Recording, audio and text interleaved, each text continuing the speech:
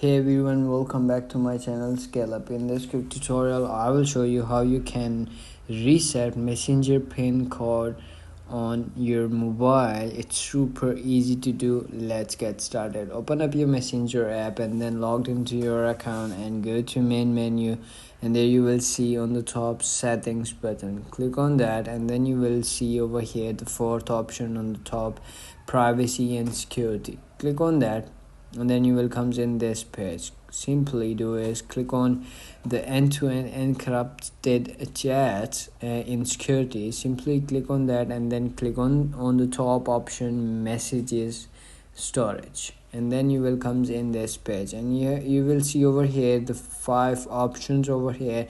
You have to simply do is click on the fourth option called reset pin over here. In this, how you're signing your chat history. So simply click on reset pin and then type over here the new pin that you want to add over here. Like I want to add this pin over here, so simply do is type over here and then click on continue and your pin will be reset.